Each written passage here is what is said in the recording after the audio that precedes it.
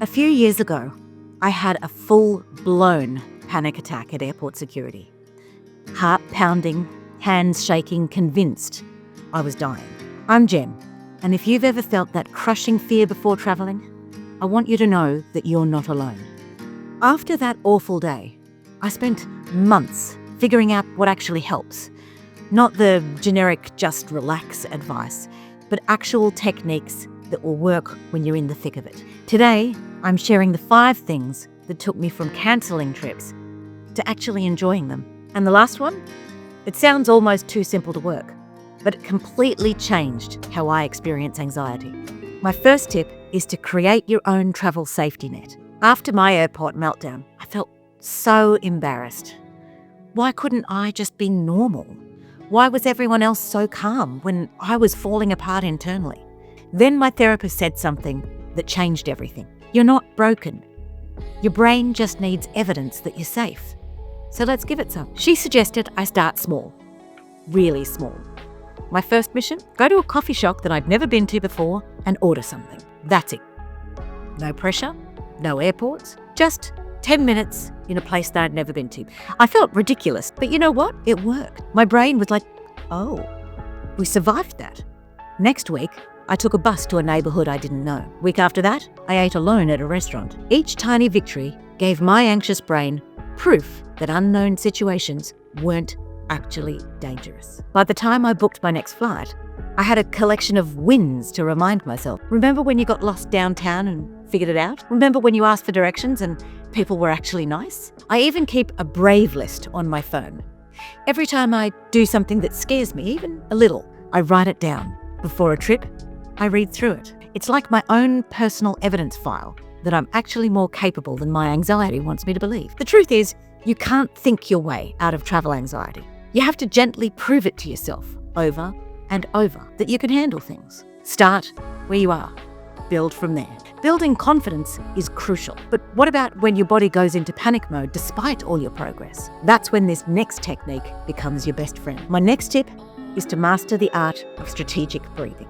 Okay, I know what you think. Breathing exercises? Really? That's your big advice? I used to think the same thing. Then I learned I'd been doing it wrong for years. When anxiety hits, we breathe fast and shallow from our chest. Our body thinks that we're running from a tiger. No wonder we panic. But here's the thing. You can literally hack your nervous system through breath. The 4-7-8 breathing technique is simple yet potent. Inhale for 4, hold for 7, exhale for 8.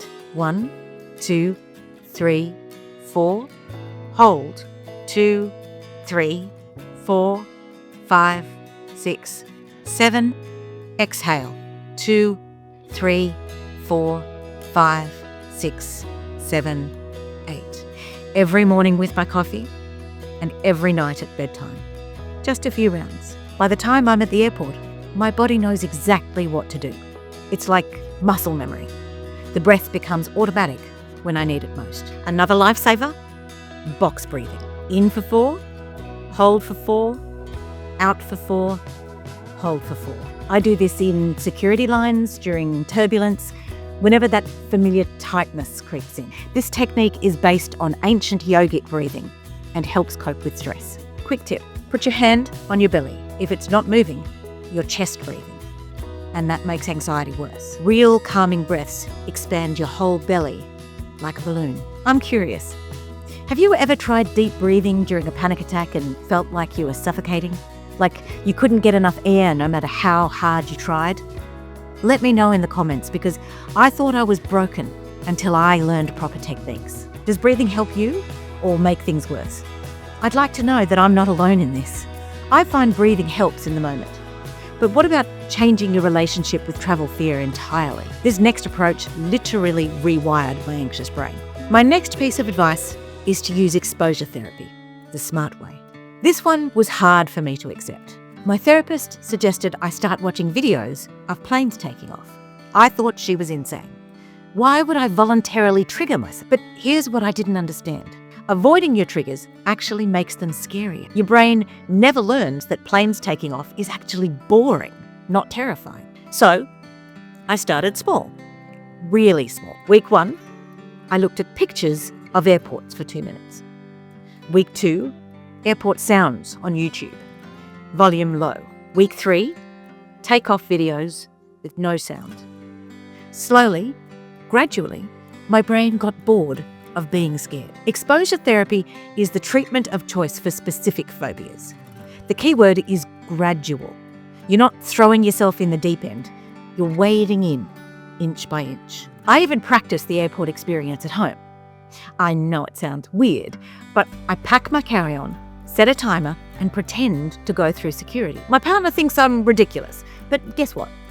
When I do it for real, it feels routine instead of terrifying. The goal isn't to love flying overnight. It's to make it feel normal, mundane even. And honestly, it worked better than I ever imagined. Training your mind is powerful, but sometimes your body needs extra support.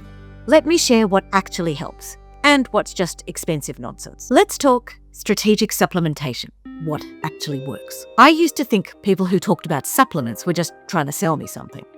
Then I learned that certain ones have real science behind them for anxiety. Magnesium changed my life. And I'm not being dramatic. Magnesium promotes muscle relaxation, and most of us are deficient. I take it every night, but I increase my dose 2 weeks before travel. It's like my muscles forgot how to be tense. L-theanine is my airport secret weapon.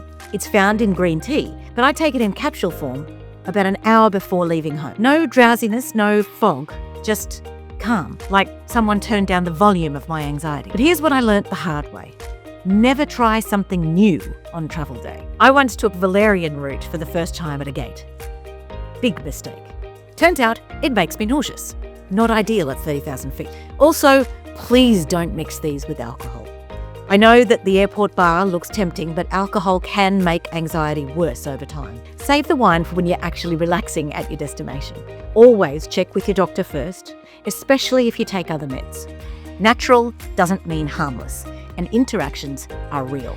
We've covered building confidence, breathing, exposure, and supplements. But this last one, this is what transformed travel from something I endured to something I genuinely enjoy. It's time to reframe your physical symptoms. Ready for something that will blow your mind? The physical feelings of anxiety and excitement are exactly the same. Racing heart, butterflies, sweaty palms. Your body literally cannot tell the difference. For years, I felt my heart race at the airport and I thought, I'm panicking. But what if? Stay with me here. What if I'm just excited? I started an experiment.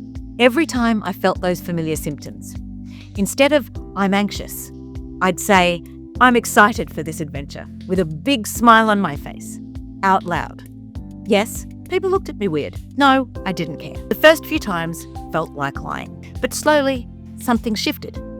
My brain started believing it. Same racing heart, totally different story. Think about it.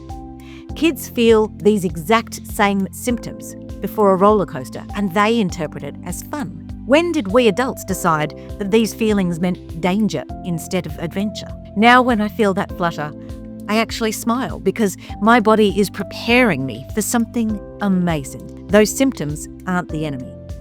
They're my body saying something big is about to happen. So let's get ready. Now, this is not toxic positivity. I'm not pretending anxiety doesn't exist.